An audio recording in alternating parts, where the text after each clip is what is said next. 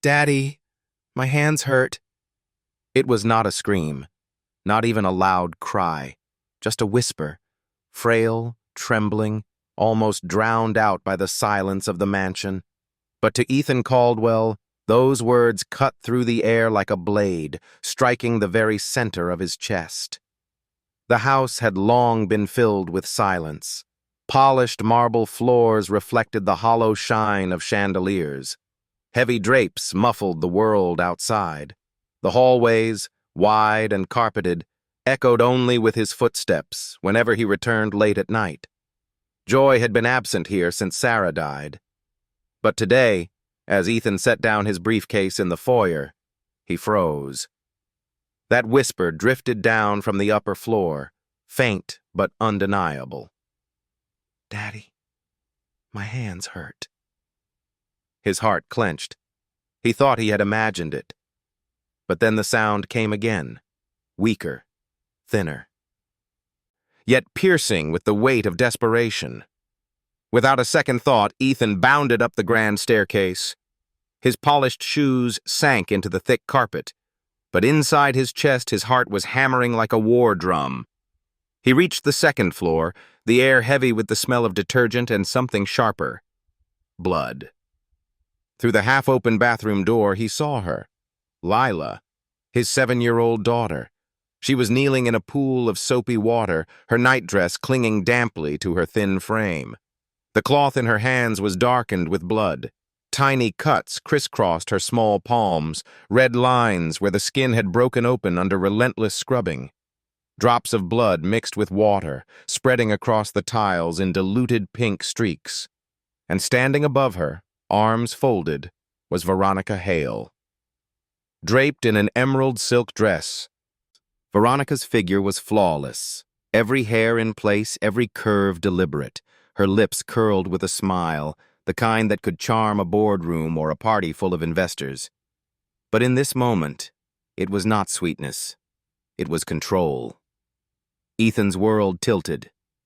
"Lila!" His voice cracked as he stumbled forward. The child lifted her head. Her wide eyes were brimming with tears, shining like shattered glass.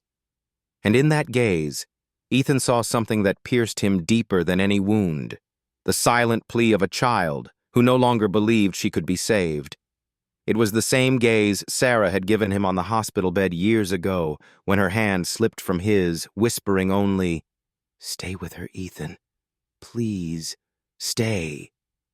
The memory struck him with such force he nearly staggered. He rushed to his daughter, kneeling on the wet floor, gathering her small hands into his.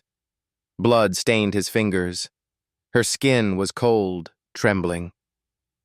"My God, what happened to you?" he whispered hoarsely. Before Lila could speak, Veronica turned, her heels clicking against the tile. Her smile widened into something polished, rehearsed, lethal. "Oh, Ethan," she said smoothly, her voice honeyed. "You're home early?" "It's nothing, really." She broke a vase, so I was teaching her responsibility. Children must learn discipline, don't you think? Discipline. The word echoed in Ethan's ears like poison. He looked back at Lila's hands, torn, bruised, bleeding. This was no lesson in responsibility. He pulled the child into his arms. She buried her face into his chest, sobbing softly, her small body trembling like a leaf in a storm. "Enough, Veronica," Ethan growled, his voice low, his jaw set tight. "She's 7 years old." Veronica's lashes fluttered as she tilted her head, walking closer, her perfume wafting between them. She touched his arm lightly, her expression perfectly composed. "You misunderstand, darling. I'm only trying to help. Sarah is gone. Someone has to guide the girl. Do you really want her to grow up weak? A Caldwell must be strong." But before Ethan could answer, Lila's voice quivered against his chest. "Daddy, don't leave me alone with her again." It was no longer just a plea, it was a confession. A truth dragged into the light. Ethan felt the ground slip beneath him. For years, he had convinced himself that Veronica cared for the child in the hours when he was buried in work. He told himself that Lila's silence was grief, that her shrinking presence was a natural wound from losing her mother. He had blinded himself to the signs, but the look in his daughter's eyes now shattered every lie. He remembered nights of burying himself in conferences, in parties, in deals that meant nothing. He remembered leaving Lila's bedtime to others, retreating into cold work rather than facing the warmth he could not bear without Sarah. And in that absence, he had left the most precious thing in the hands of a woman who saw her not as a child, but as an obstacle. Veronica did not falter. Her voice slipped like silk. "You're overreacting, Ethan. She's dramatic, just like her mother was. What she needs is firmness, not coddling. I'm the only woman in this house who can give her that." The words hit Ethan like shards of glass. Dramatic, just like her mother. His wife was gone, her memory reduced by Veronica to a flaw. His daughter was bleeding in his arms, her cries dismissed as exaggeration. No more. He rose slowly, Lila still clutched in his arms. His eyes burned with a fire he had not felt in years. He looked straight at Veronica, his voice low and steady. "This ends tonight." Veronica's painted smile stiffened. A flicker of something dangerous crossed her eyes, but she did not answer. She only folded her arms again, feigning calm, though her knuckles whitened as she gripped her elbow. Ethan turned away from her. He carried Lila down the hall, feeling her tiny heartbeat racing against his chest. Her small fingers clung to his shirt as though letting go meant death. He bent his head, whispering into her hair, "You will not suffer again. I swear it." Lila lifted her face just enough for him to see the glimmer of hope that had been buried under fear. A tear slipped down her cheek, and she nodded almost imperceptibly. Behind them, Veronica stood in the doorway, her smile gone, her eyes narrowing with silent fury. She knew something had shifted tonight. The game had changed. And Ethan Caldwell, once a man too consumed by grief to see, had finally awakened. Outside, rain lashed against the windows, beating like the rhythm of war drums. But inside, for the first time in years, the mansion had heard the quiet promise of a father reclaiming his role. The rain had stopped by morning, but the Caldwell mansion still felt drenched in silence. The air hung heavy, thick with an unease Ethan could not shake. He had not slept. Hours passed with him seated on the edge of Lila's bed, watching her chest rise and fall in fragile rhythm. She had curled into a ball, clutching her worn teddy bear, drifting into uneasy dreams. The house around them remained as it always was, polished, vast, lifeless. But to Ethan, everything looked different now. Every shadow seemed to hold secrets he had ignored. Every locked door whispered of the past he had refused to face. And there was one door above all others. At the far end of the west wing, past corridors he had not walked in years, stood a small oak door. It had remained closed since Sarah's death. He had locked it himself the night they carried her away, unable to bear the sight of her things. Her piano, her books, her scent still lingering on the curtains. For 5 years he had walked past that hallway as if it did not exist. But now, after what he had seen with his daughter, the memory of Sarah's last words burned in him like a brand. "Stay with her, Ethan. Please, stay." If he wanted to protect Lila, he needed to begin with the truth Sarah had left behind. That morning, when the house was quiet and Veronica had vanished into town, Ethan found himself standing before the locked door, key trembling in his palm. His breath fogged in the stillness as he slid the key into the lock. It turned with a reluctant groan, as if the door resisted being opened after so many years of silence. Slowly, Ethan pushed it open. The room greeted him with dust and memory. Sunlight leaked through curtains once white but now yellowed with time. Sarah's piano stood in the corner, its lid closed, a thin film of dust softening the once polished wood. The bookshelf along the wall still held her novels, medical journals, and the small collection of poetry she loved. A shawl lay across the armchair where she used to sit, its folds frozen as if she had just risen to leave. Ethan stepped inside, his chest tightening. Every corner was an echo, every object a ghost. On the desk by the window he saw it, a sealed envelope resting atop a closed journal. His hands trembled as he reached for it. On the front, in delicate handwriting he knew by heart, were the words, "For Ethan, if I do not return." He sank into the chair, the weight of the envelope far heavier than paper should be. For a long moment he could not bring himself to open it. Then, with a shaky breath, he tore it gently along the seal. Inside was a single sheet, Sarah's handwriting steady but infused with urgency. "Ethan, if you are reading this, it means I am gone. And if you are gone too, even while still alive, then our daughter is truly alone. I beg you, trust her eyes. She will not always have words, but she will always have truth in her gaze. Do not turn away. Do not drown in grief so deep that you forget she is still here. I cannot guide her anymore. I leave her in your hands. Please, stay with her." The words blurred as tears welled in Ethan's eyes. He pressed the letter to his chest, as if holding Sarah once more. For the first time in years, the silence of the mansion broke, not with anger, but with a sob that tore free from his throat. He stayed like that for a long while, the sound of his grief mixing with the quiet ticking of Sarah's old clock. When his tears subsided, he lifted his head and froze. There, hanging from the edge of the vanity mirror, was a necklace.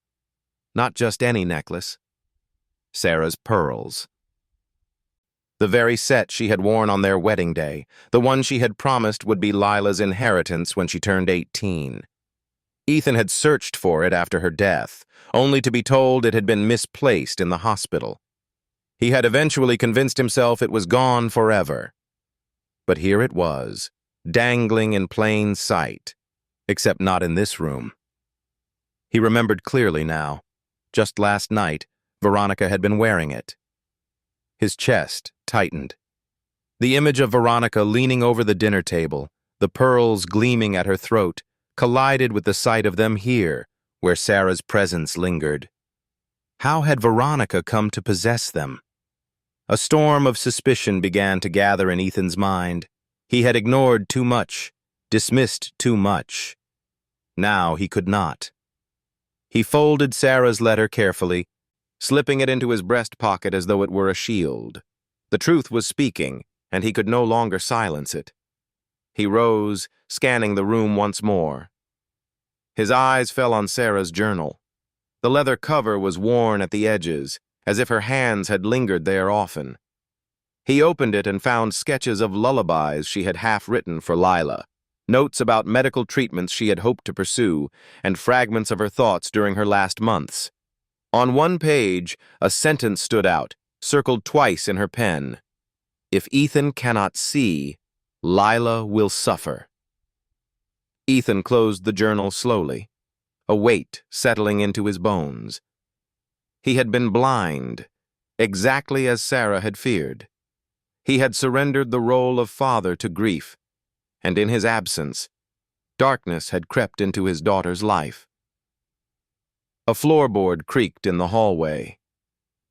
Ethan turned sharply. For a moment, he thought he saw a shadow move beyond the doorframe. He stepped forward, but the hall was empty. Still, unease coiled in his gut. Perhaps it was only the house shifting, but perhaps not. Clutching the letter and journal, Ethan returned to Lila's room. She was awake now, her eyes wide as she watched him. When she saw the envelope in his hands, she tilted her head, curious. He sat beside her, brushing a strand of hair from her face. "This is from your mother," he said softly. Lila's eyes widened. "Mommy?" Ethan nodded, voice thick. She left us words. She wanted us to remember to stay together, to trust each other. The child's lips trembled. She reached out, placing her small hand over the envelope. Her eyes, though brimming with tears, shone with something new. Trust. And for the first time, Ethan realized Sarah had been right. The truth was in Lila's gaze. It had always been there. He simply had not looked. As he held his daughter close, the house seemed a little less silent. For in the locked room, behind dust and memory, Sarah's voice had returned. And it was telling him, it was not too late. The mansion's dining room gleamed that evening, as if nothing in its walls had ever known sorrow. The long mahogany table reflected the light of the chandelier above, its surface polished so perfectly it seemed untouched by human hands. Silverware was set in neat precision, porcelain plates arranged with surgical order. But the order was only a mask. Ethan sat at the head of the table, his eyes heavy, his mind still replaying Sarah's letter hidden in his pocket. He had barely touched the food before him, Checo. Every clink of silver against porcelain felt too loud, as though covering the silence that hung between himself and his daughter. Lila sat halfway down the table, a small figure nearly lost in the vastness of the room. She pushed peas around her plate with her fork, her eyes lowered, her shoulders hunched. The child who once hummed when she ate, who once laughed at the way Sarah arranged the vegetables into shapes of flowers, was gone. In her place sat a shadow, quiet, fragile, and fearful. Veronica sat across from Lila, her beauty sharpened into something cold. She lifted her wine glass, swirling the deep red liquid with elegance, her eyes darting between Ethan and the child as if assessing the distance still left between them. The silence broke when Ethan's gaze fell on his daughter's arm. Lila shifted to reach for the bread, and her sleeve slid up just enough to reveal a bruise, faint but unmistakable, along her wrist. A sickening shade of purple spread beneath her skin, tender and fresh. Ethan's breath caught. His fork clattered against the plate. "Lila," he said softly, trying to keep his voice steady. "What happened to your arm?" The girl froze. Her eyes flickered, caught between fear and the instinct to hide. She tugged the sleeve down quickly, shaking her head. "Nothing," she whispered. Veronica's laugh, light and practiced, filled the air. "Oh, that?" she said, waving her hand as though dismissing the weather. "She tripped in the garden. Children bruise so easily, Ethan. You know how clumsy she is." But Ethan's eyes stayed on his daughter. He knew clumsy. He knew what a stumble looked like. This was not that. Lila kept her gaze fixed on her plate, her small hand gripping her fork so tightly her knuckles whitened. Ethan saw the way her lips pressed into a thin line, the way her shoulders trembled though she tried to keep still. She was not only hiding the bruise, she was hiding her fear. His chest tightened. The words from Sarah's letter echoed in his mind. Trust her eyes. He leaned forward slightly, lowering his voice so only she could hear. "Lila," he whispered, "if you're hurting, you can tell me." For a moment her fork stilled, her lashes fluttered. Ethan thought, hoped, that she might lift her gaze, might finally let the truth slip free. But then Veronica's hand, delicate yet firm, landed on Lila's shoulder. She squeezed lightly, smiling toward Ethan. "She's fine," Veronica said smoothly. "Aren't you, sweetheart?" Lila nodded quickly, though her eyes brimmed with unshed tears. "I'm fine, Daddy," she whispered, her voice trembling. Ethan felt fury surge within him, hot and suffocating. He wanted to shout, to rip Veronica's hand away, to demand the truth. But he saw the way his daughter's body stiffened beneath that gentle-looking grip. He saw the fear that silenced her. And so, for now, he swallowed his rage. Dinner passed in strained silence. Veronica filled the air with meaningless chatter, gossip about society, plans for the foundation gala, remarks about Ethan's schedule. Ethan barely heard her. His eyes remained fixed on Lila, every movement of hers a message he struggled to decipher. Afterward, when Veronica excused herself with the excuse of a phone call, Ethan rose and followed his daughter into the hallway. She moved slowly, her head bowed, clutching her teddy bear as though it shielded her from the world. "Lila," Ethan called gently.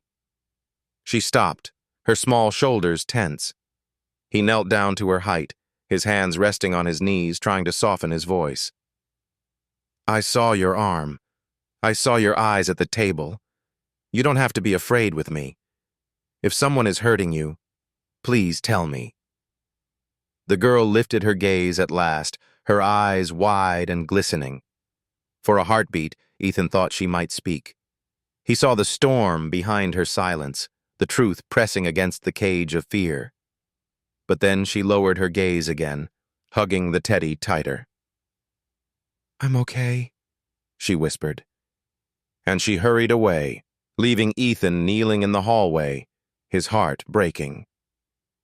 He pressed a hand to his chest, as if trying to hold the pain inside. His daughter's silence screamed louder than words. Behind him, the faint sound of Veronica's heels echoed from the other wing of the house. Ethan turned his head slightly, catching a glimpse of her silhouette against the light. She was watching, always watching. He rose slowly, his jaw tightening. He could no longer deny it. Something poisonous was coiled around his daughter's life, and he had let it slither unchecked for too long. That night, after Lila had fallen asleep with her bruised arm tucked beneath her pillow, Ethan sat alone in his study. Sarah's letter lay unfolded on the desk, its ink shimmering faintly in the lamplight. His hands clenched the paper as he whispered to the empty room, "I failed you, Sarah, but I won't fail her again." The house creaked around him, its silence no longer empty but charged with the weight of his vow. The Caldwell estate had not seen Marcus Caldwell in almost 4 years. To most of society, he was the charming younger brother, the one who brought laughter to parties, who could ease tensions with a well-placed smile. If Ethan was the mind of the family, Marcus had always been the voice, smooth and persuasive, slipping through rooms like water through stone. But to Ethan, Marcus was something more complicated, a shadow from his past, a reminder of choices made and trusts broken. That afternoon, the gates of the mansion swung open to reveal a black car gliding up the driveway.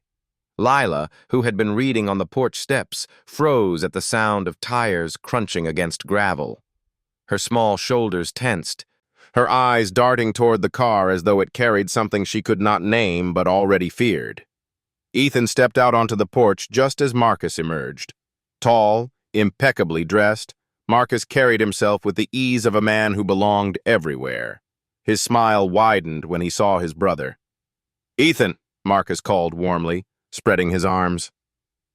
"It's been too long." Ethan did not move at first. He studied his brother with eyes sharpened by recent revelations, the letter in his pocket heavy like a warning bell. Finally, he descended the steps and extended his hand. "Marcus." The handshake was firm, but beneath the grip lay a tension neither could disguise. Marcus turned then, his smile softening as he spotted Lila standing a few feet away. "And this must be my beautiful niece. My, how you've grown." Lila shrank back, her fingers curling tightly around the edge of her book. She gave no smile, no greeting. Her eyes lowered, and she stepped behind her father as if Marcus's presence cast a shadow too cold to stand in. Ethan noticed. He laid a protective hand on her shoulder, his gaze flicking back to Marcus. "Lila, this is your uncle. You remember him." But the child only shook her head quickly, retreating into silence. Marcus chuckled softly, as though brushing off the rejection. Shy, just like Sarah was when we first met. That's all right, sweetheart. We'll get to know each other again. Yet Ethan saw the flicker in his daughter's eyes. It was not shyness. It was fear. Inside the mansion, Veronica was already waiting. She greeted Marcus with a kiss on the cheek, her laughter bright, her eyes gleaming with something more than welcome. Ethan felt a muscle tighten in his jaw. "Marcus," Veronica said warmly, "you look as dashing as ever. We've missed you here." "And I you," Marcus replied smoothly, his eyes lingering on her just a moment too long. Ethan saw it. The glance, the familiarity, the unspoken current that flowed between them. It was subtle, but unmistakable. The dinner that evening was arranged quickly, Veronica insisting on a full spread, as if to mark Marcus's return with celebration. The table gleamed once more with silver and crystal. Ethan sat at the head, Marcus at his right, Veronica across from him, and Lila seated quietly near her father. At first, the conversation was light. Memories of childhood summers, jokes about business rivals, comments on how the city had changed. But beneath the laughter, Ethan felt the undercurrent. Marcus's words were careful, steering the talk toward the company, the family foundation, the decisions Ethan had made since Sarah's death. "You've built quite the empire, brother," Marcus said, lifting his glass. "But I wonder, carrying all that weight alone? Surely it's time you let someone share the burden." "I manage," Ethan replied curtly. "Of course you do," Marcus said smoothly. "But Sarah's foundation, it must be overwhelming to oversee both that and the company.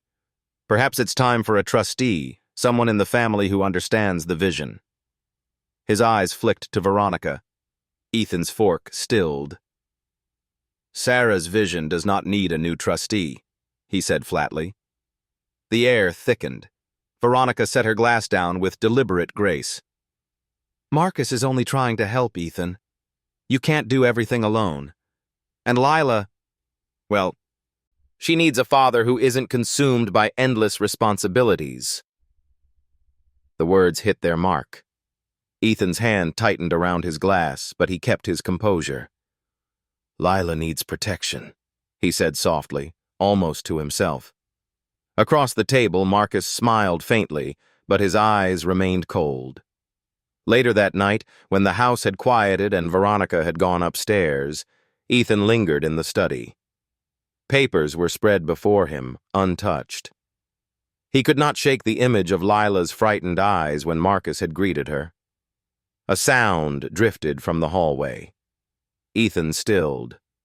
Through the crack of the study door he saw them, Veronica and Marcus, standing close at the far end of the corridor.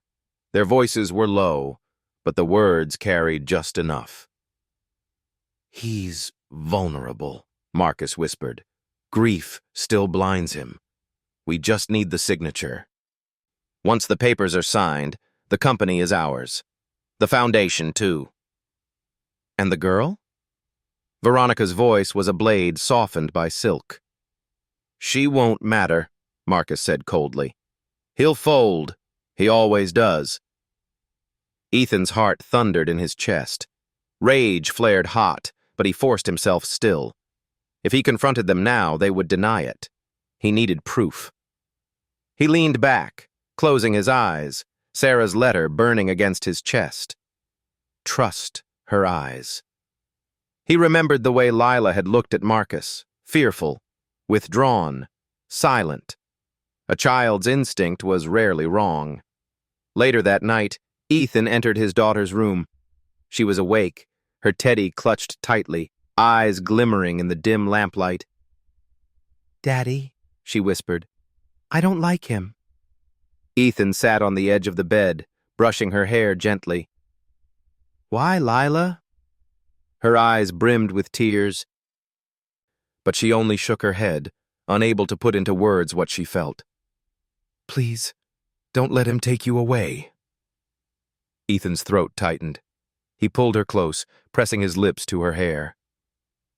"I won't," he whispered. I promise you, Lila, no one will take me away from you.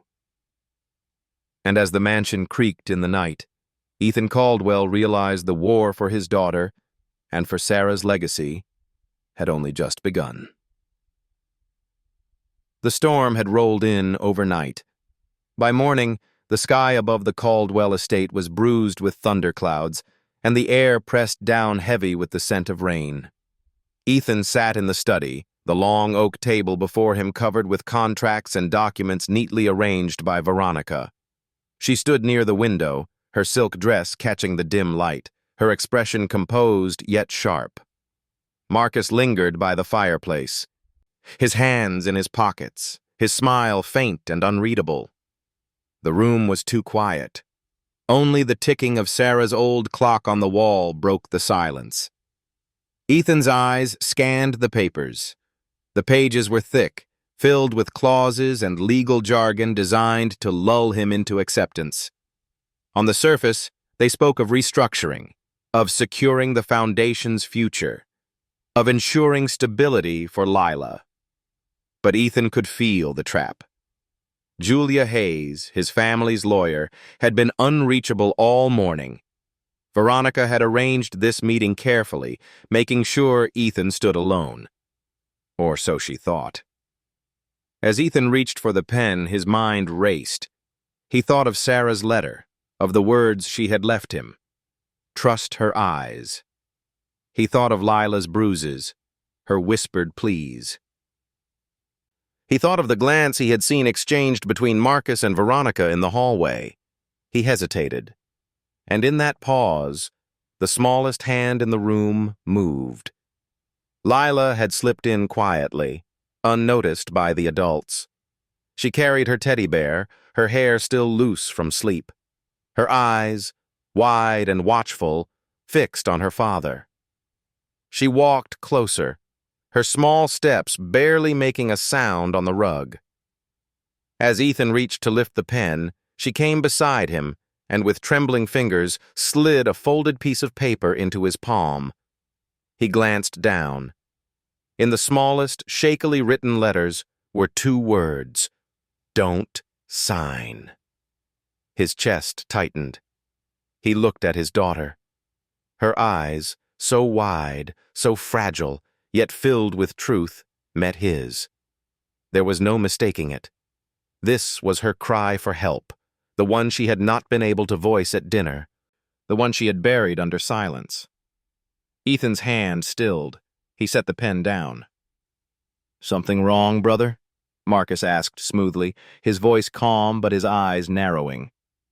Ethan leaned back in his chair, folding the paper in his hand, feeling its weight like a lifeline. "I'll need time to review this," he said carefully. Veronica's smile tightened. "Ethan, there's no need. Everything is in order. You've delayed long enough. This is about securing Lila's future." "My daughter's future," Ethan said firmly, his voice steady now.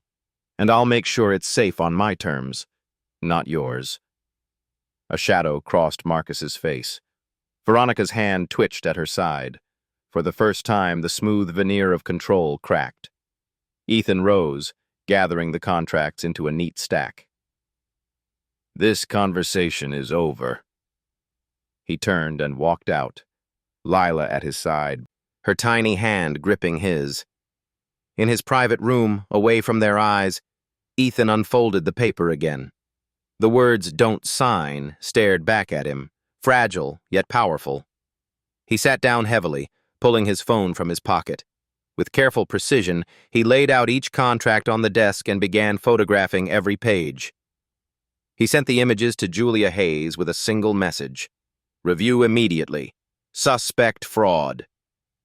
He paced the room while he waited, his nerves taut as a wire. Outside, thunder rolled across the sky. Lila sat quietly on the armchair, hugging her teddy bear, watching him with anxious eyes. The phone buzzed at last. Julia's voice came through, sharp with alarm. "Ethan, listen to me. Do not sign a single thing. These contracts are a trap. If you had signed, you would have transferred ownership of both the company and Sarah's foundation into a holding trust, one controlled by Marcus. You'd have nothing left, not even the ability to protect Lila's inheritance. Ethan closed his eyes, his jaw tightening. I knew it. Julia's tone softened slightly. Who warned you? He looked over at his daughter, her small frame curled into the chair, her eyes watching him with quiet fear. Lila, he said softly. She saved everything. For a moment, silence filled the line. Then Julia spoke again, her voice resolute. Ethan, you need to be careful. Marcus and Veronica won't give up easily, but now we have a chance to stop them. For good. Ethan hung up and sank into the chair across from his daughter. He held out the note she had given him. You saved me today, Lila. The girl's lips trembled. I was scared, Daddy. He reached for her, pulling her into his lap, wrapping his arms around her tightly. So was I, he whispered. But you were brave enough to tell me the truth. That's more powerful than anything they have. Lila buried her face in his chest, her small body trembling. For the first time, she felt not only like his daughter, but like his ally. That night, Ethan stood by the window of his study, staring out at the storm. Lightning cracked across the sky, illuminating the estate in stark flashes of white. He thought of Marcus's smirk, Veronica's forced smile, their whispered words in the hallway. He thought of Sarah's pearls around Veronica's neck, of the bruises on Lila's arms, of the letter that still lay close to his heart. The war was no longer silent. It had begun. But he was not alone anymore. Behind him, Lila stirred in her sleep, curled up on the sofa with her teddy bear. Her note still lay on the desk, its 2 words glowing in the lamplight like a command from Sarah herself, whispered through their daughter's hand. Don't sign. Ethan looked at it one last time, his eyes burning with both grief and resolve. He whispered into the quiet room. You were right, Sarah. Her eyes told me everything. And with that vow, he turned off the lamp, leaving the study in darkness. The walls of a house cannot speak, but sometimes they can listen. The Caldwell mansion had always been too quiet. Silence was its true master, lingering in the marble halls and heavy drapes. But in that silence, cruelty had hidden itself. Veronica's voice, sharp and venomous, had filled the spaces where Ethan had once imagined his daughter's laughter might return. Now Ethan was determined that silence would betray her. It was Sheriff Alan Moore who first suggested it. The old lawman sat across from Ethan in the library one evening, his eyes steady, his hands folded. He had been Sarah's friend once, had promised her years ago that he would always look after her child. Ethan, Alan said, his voice low. You can't go to court with suspicion. You need evidence, solid, irrefutable, something that proves what's happening when your back is turned.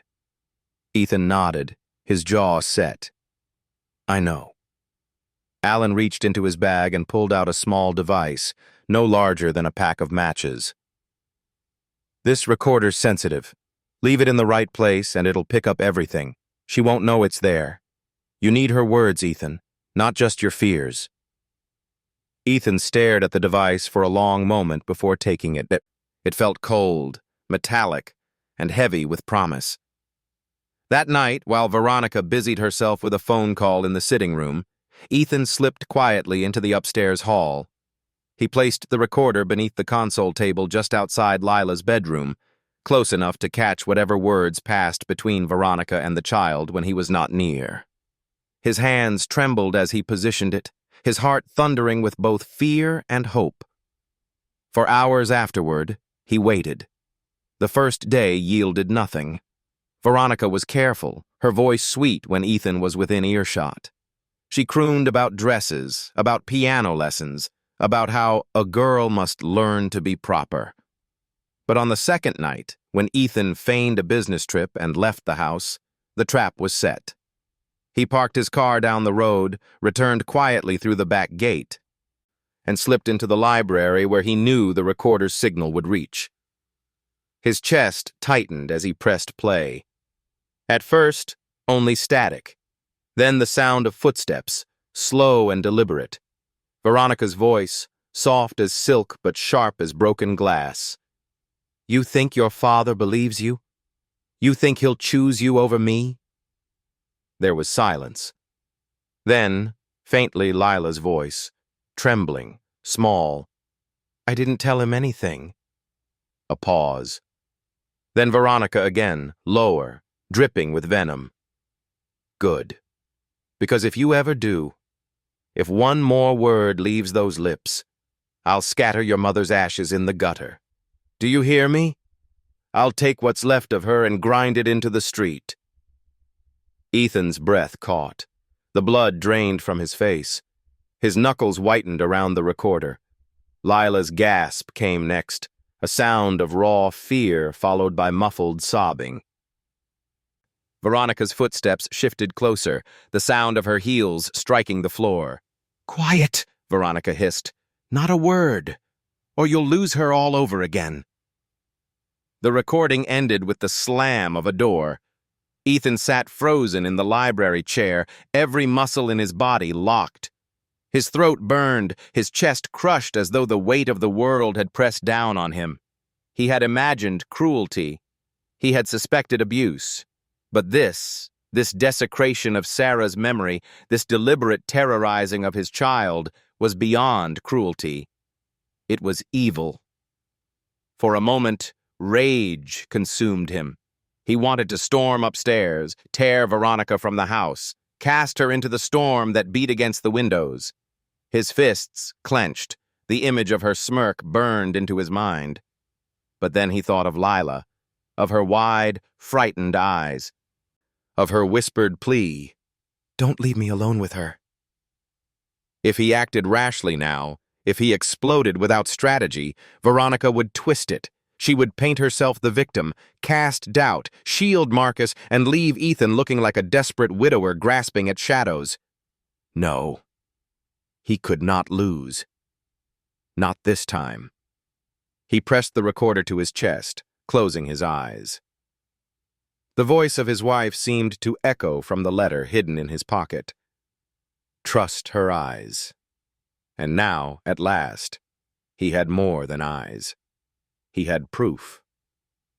The following morning, Veronica swept into the breakfast room in silk and perfume, greeting Ethan with a kiss to the cheek as though nothing were amiss. Lila sat at the table, silent, her hands folded in her lap. Ethan endured it in silence. He poured his coffee with a steady hand, though every nerve screamed with fury. Veronica spoke of charity galas and company shareholders, her words smooth, her tone gentle. To anyone else, she was the picture of elegance. But Ethan heard the echo of the recording in his head. Every sweet word of hers was a mask painted over venom. Lila shifted in her chair, glancing once at her father. Their eyes met briefly. She did not speak, but Ethan nodded ever so slightly. A signal, a promise. He would not fail her again. That night, alone in his study, Ethan called Julia Hayes. His voice was steady, though his hands trembled as he held the phone. "I have what we need," he said simply. "What do you mean?" Julia asked. "I have her voice, on tape, threatening Lila, defiling Sarah's memory, everything." The line went silent for a long moment. Then Julia spoke, her voice firm, sharp with resolve. "Ethan, this changes everything. Keep it safe. Don't let them know. When the time is right, we'll bring it to court, and they won't be able to deny a word of it." Ethan exhaled slowly. "Thank you." When he hung up, he walked upstairs to check on his daughter. Lila was already asleep, curled beneath her blankets, her teddy bear pressed close. The lamplight cast a soft glow over her face, washing away the shadows of fear that had haunted her eyes. Ethan sat on the edge of her bed, brushing a strand of hair from her forehead. His throat tightened as he whispered to the quiet room. "She can't hurt you anymore. Not for long. I swear it." The words fell like a vow, binding him as much as comforting her. And though the house still stood silent, Ethan knew it was no longer on Veronica's side. For the first time, the mansion itself had listened, and it had kept the truth. The chandelier in the dining hall glowed too brightly, its crystals scattering fractured light across polished silver and wine glasses. Veronica had chosen the setting herself, candles lit, the finest china, a spread of food that gleamed more like stage props than nourishment. Marcus had arrived early, dressed in a tailored suit, his smile sharp and expectant. Ethan sat at the head of the table, his expression carved from stone. Across from him, Veronica radiated elegance, her pearls gleaming at her throat, the very pearls that once belonged to Sarah. Lila sat quietly beside her father, her small hands hidden in her lap, her shoulders hunched as if she knew what was coming. This was no dinner. It was a theater. And tonight, masks would fall. Marcus raised his glass, his voice warm but heavy with intent. "To family," he said smoothly, "and to the future of Caldwell Industries." Ethan lifted his glass but did not drink. His eyes were steady, watching every move. Veronica leaned in, her smile dazzling. "Ethan, darling, Marcus and I have prepared everything. All we need is your signature tonight. No more delays. You'll finally have peace of mind. Think of Lila's future." At the mention of her name, Lila flinched. She stared at her plate, pushing food around with her fork. Ethan laid a hand gently on her back, his silent promise flowing through the touch. He looked at Marcus and Veronica, his voice calm, almost too calm. "You want me to sign the contracts tonight?" Marcus leaned forward, his eyes glinting. "Yes. It's the best course, for all of us." For a long moment, Ethan said nothing. He set down his glass, folded his hands on the table, and let the silence stretch. Then, with deliberate care, he reached into his jacket pocket. What he pulled out was not a pen. It was the recorder. Veronica's smile faltered, just for a second. Marcus's brow creased ever so slightly. Ethan placed it on the table, pressing play. At first, only static. Then, footsteps.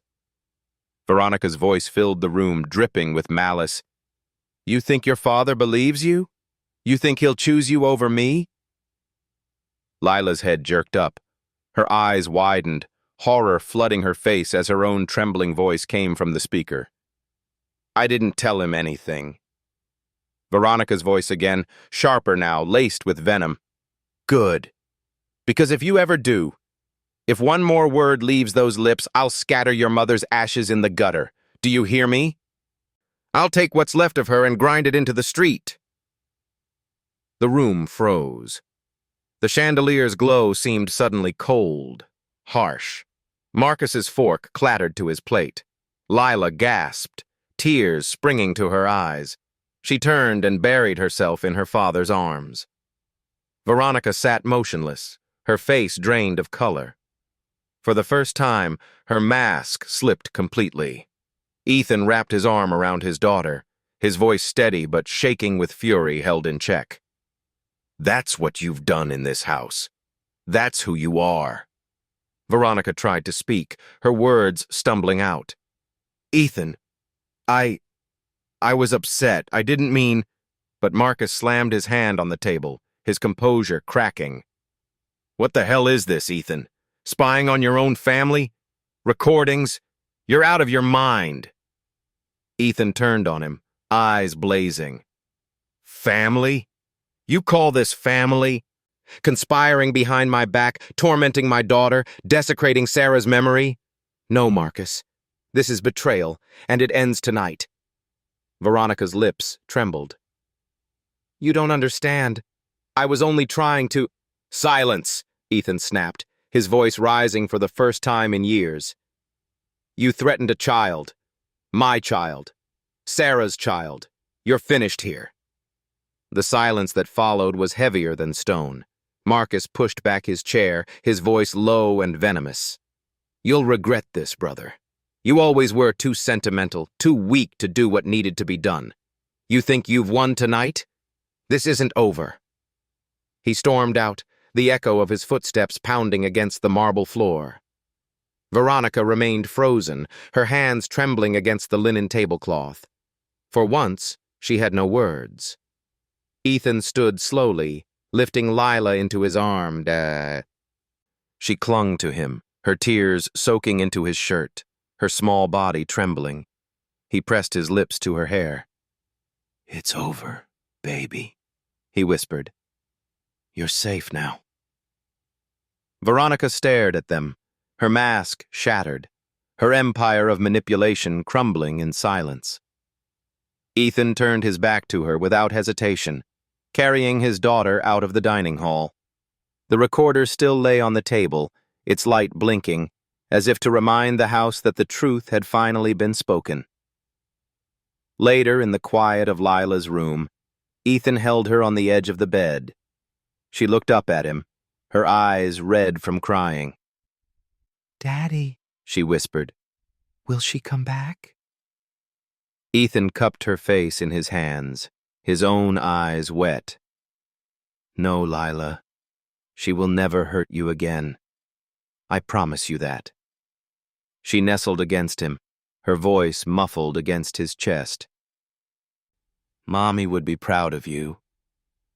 The words broke him open. He closed his eyes, tears slipping free. He tightened his hold around her, as though anchoring them both to the promise of a different tomorrow. For the first time in years, the mansion did not feel cold. It felt as though Sarah's presence lingered there, not as a ghost of sorrow, but as a witness to justice. Justice does not always come in daylight. Sometimes it knocks at the door in the dead of night. The Caldwell mansion lay shrouded in darkness, its tall windows reflecting only the storm clouds that gathered above. The house had never been noisier in silence. Shadows seemed to breathe along the walls, footsteps echoed where none walked. Ethan sat in his study, the recorder still on his desk, its red light dim but unyielding. Beside him, Sarah's letter rested like scripture. He read her words over and over. Trust her eyes. Now he had. And now he had proof stronger than fear. The clock struck midnight. At that very moment, headlights pierced the rain. A convoy of police vehicles rolled through the iron gates, tires crunching against the gravel driveway. Blue and red lights flared across the mansion's stone walls, painting the night with judgment. Sheriff Alan Moore led the way, his broad shoulders squared, his hat pulled low against the rain. He walked with the steady gravity of a man who had waited too long for this night. Officers followed close behind, their radios crackling, their boots splashing through puddles. Inside, Veronica descended the staircase, her silk robe flowing like a banner of false innocence. Her face was pale but composed, lips parted in practiced confusion. Marcus appeared behind her, his jaw tight, his fists clenched, eyes flashing with hatred barely restrained. "Sheriff," Veronica purred, though her voice trembled. "What is the meaning of this intrusion? It's midnight. You have no right—" Alan's voice cut her like a blade. "Veronica Hale, you are under arrest for child endangerment and abuse." He stepped forward, reading from the warrant. "We have recorded evidence of your threats against Lila Caldwell. You will come with us now." Gasps filled the hall. Lila, standing near her father, clutched his hand so tightly her knuckles turned white. Her eyes widened as the officers stepped closer to the woman who had haunted her nights. Veronica laughed, a brittle, broken sound. "This is ridiculous. Ethan, tell them. You know I would never—" But Ethan did not move. His face was cold, his eyes sharper than she had ever seen them. "I heard every word," he said. and so did the law. The mask shattered. Veronica's composure cracked like porcelain. She screamed, her voice echoing off the marble. "You'll regret this, Ethan. You think you've won, but you've destroyed your own family." Two officers moved swiftly, their hands firm on her arms. She struggled, her robe slipping from one shoulder, her nails clawing at the air.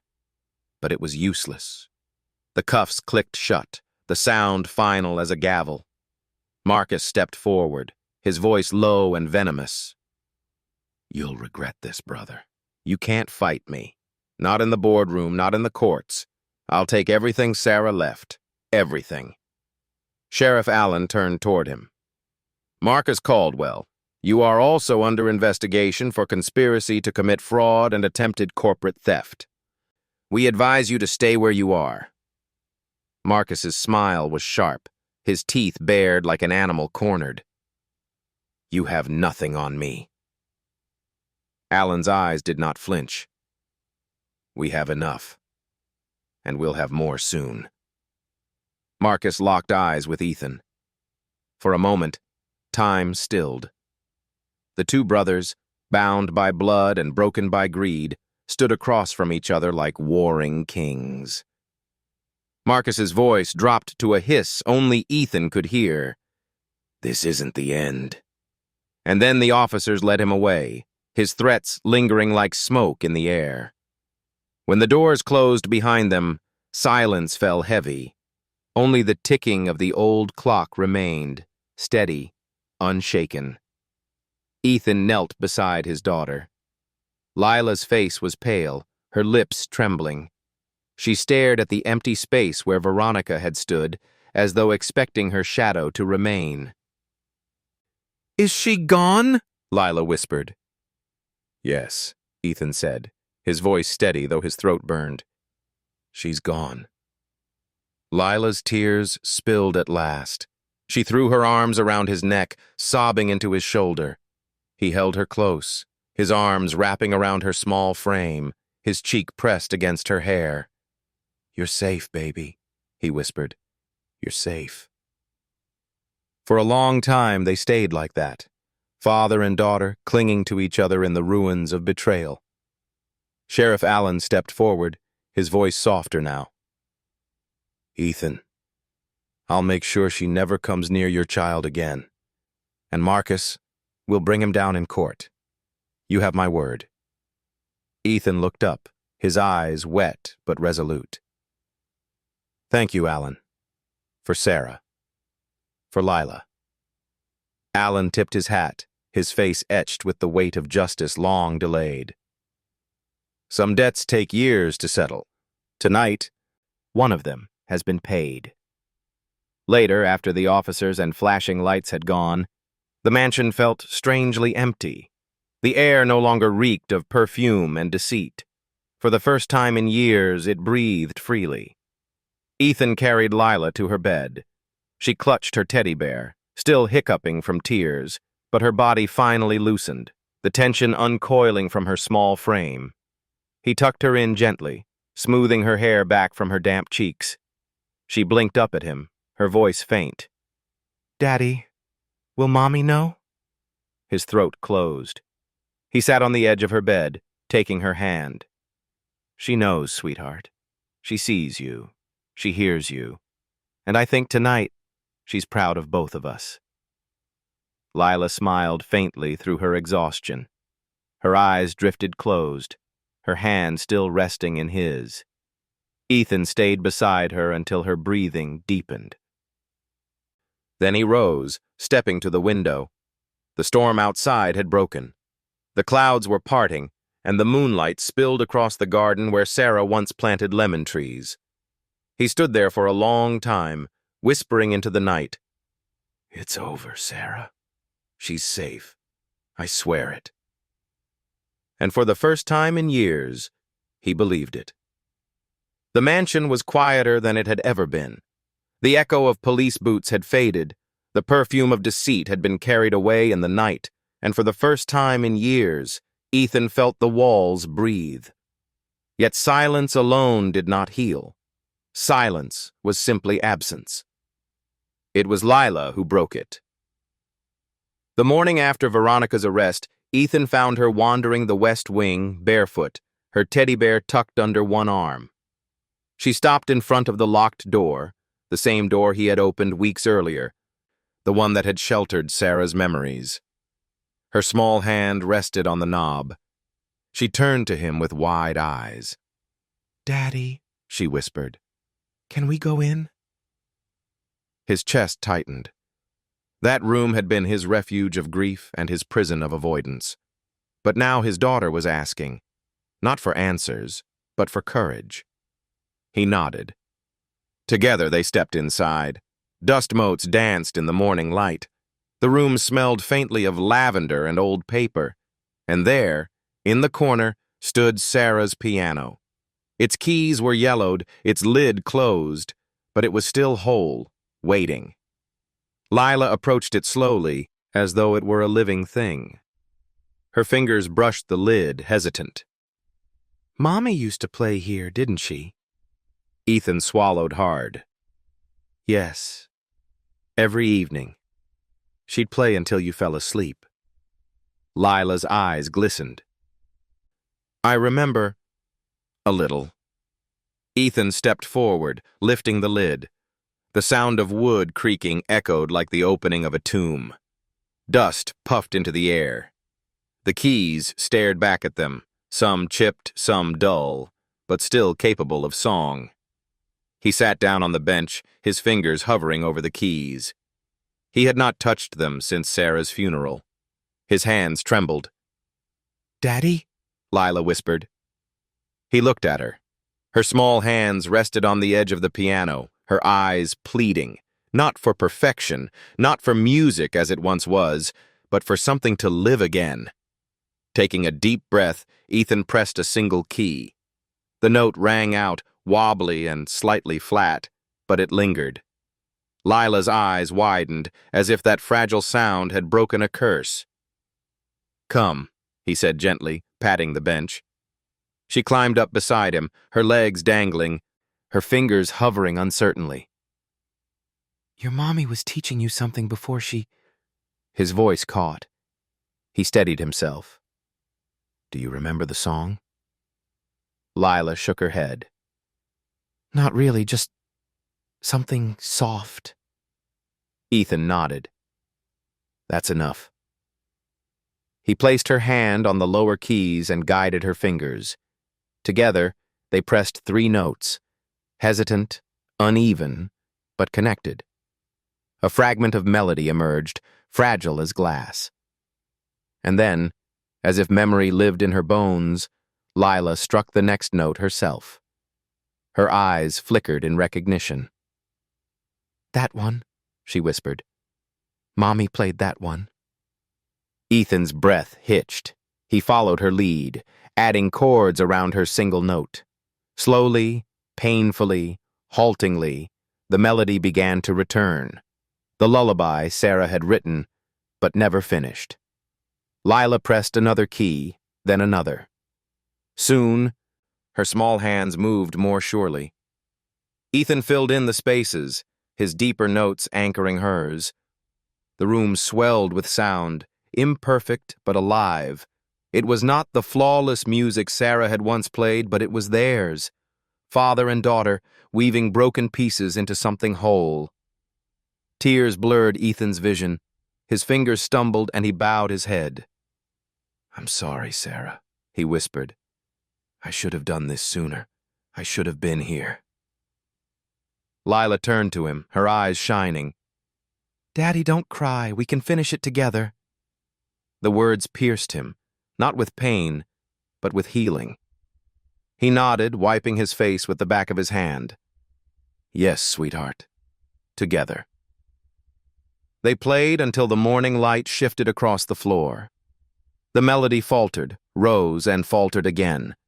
But with every note, the weight between them lifted. At last, Lila rested her head against his arm. "Daddy," she murmured, "promise me something." "Anything," he said softly. "Promise you won't leave me again." The request was simple, but in it lay all the years of her loneliness, all the nights she had cried into her pillow, all the times she had whispered to a mother who could no longer answer. Ethan's heart broke open. He turned, gathering her into his arms, holding her tight. "I promise," he whispered, his voice fierce and trembling. "I will never leave you. Not again. Not ever." Lila closed her eyes, her small body relaxing against him. The piano keys still hummed faintly, as though Sarah herself had heard the vow. That night, Ethan returned to the piano alone. The room was dark, the moonlight casting long shadows. He placed Sarah's letter on the stand, above the keys. "Trust her eyes," it read. He touched the keys once more, playing the melody he and Lila had stumbled through earlier. This time, his fingers were steadier. He played for Sarah. He played for Lila. He played for the promise he had made. The house, once suffocating in silence, now carried music again. And in that music, Ethan found both his grief and his redemption.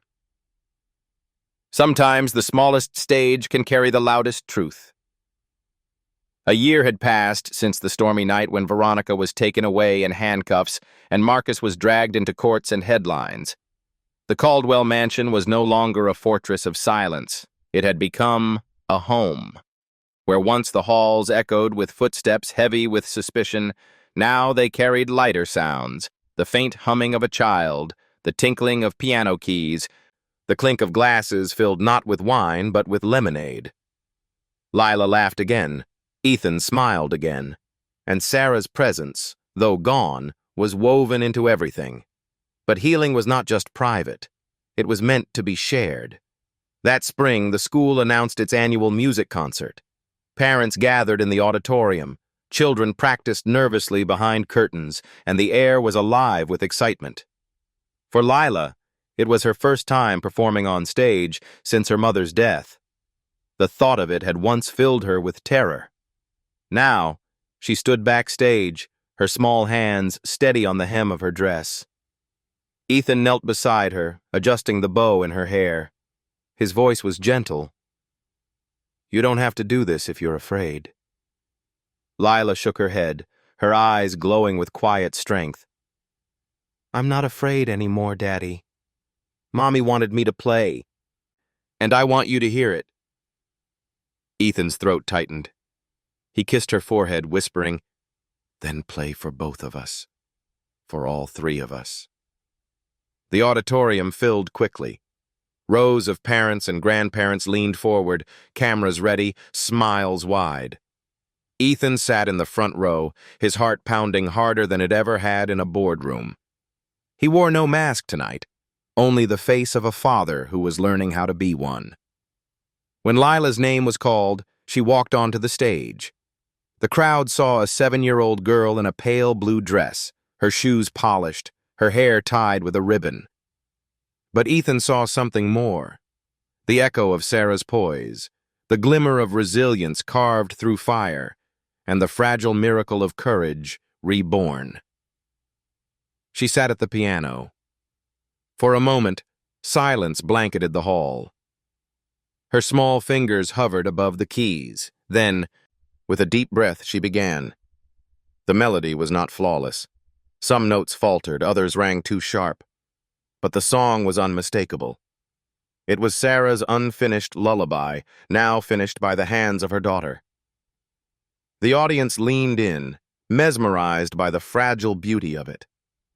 The notes rose and fell like a heartbeat, carrying not perfection, but truth. Each measure seemed to tell the story of a child who had been silenced and had found her voice again. Ethan felt tears spill before he could stop them.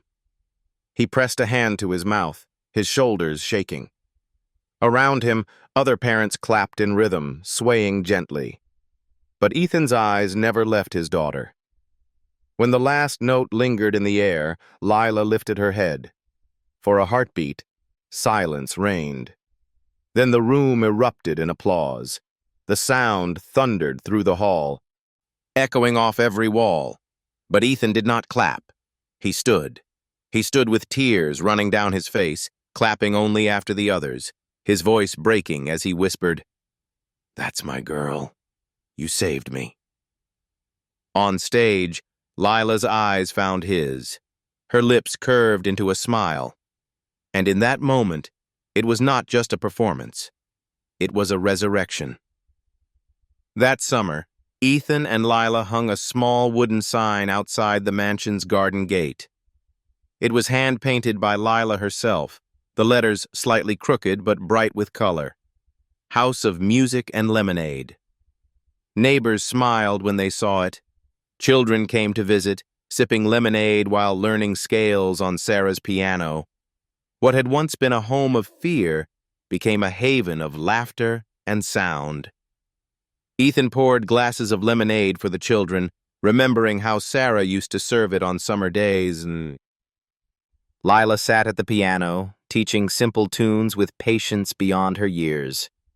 The house, once suffocating in grief, now carried music that drifted through open windows into the world beyond. In the evenings, after the last child had gone home, Ethan and Lila would sit on the porch, the sign swaying gently in the breeze. Lemon trees blossomed in the garden, their scent filling the night air. "Daddy," Lila whispered one evening, her head resting on his shoulder, "do you think Mommy can hear the music?" Ethan wrapped his arm around her, his eyes glistening. "Yes, sweetheart. She hears every note, and she smiles every time you play." They sat there in the golden twilight, father and daughter, bathed in the quiet promise of a new life. Marcus was convicted in court, his empire of deceit stripped away. Veronica's face disappeared from the magazines that once adored her. The world moved on, but Ethan and Lila carried forward something stronger than victory. The bond forged in survival, the music of healing, the lemonade of innocence restored. For Sarah, they had built something new. For themselves, they had chosen life over silence. And so the Caldwell mansion, once cold as stone, became known not for its wealth nor its scandals, but for the small wooden sign at its gate, a sign that said, simply and bravely, "House of Music and Lemonade," a place where grief had been transformed into song, a place where fear had given way to trust, a place where a father and daughter began again. Thank you, my dear friends, for staying with us until the very last note of this story. If you are here at the end, it means your heart has listened, not just your ears. Stories like this remind us that even in the darkest houses, love and courage can bring the light back again. If this story touched you, please take a moment to subscribe so that together we can keep building a place of healing, of hope, and of hidden genius rediscovered. Every subscription is not just a number, it's another heartbeat joining this family of stories. Thank you truly for being here.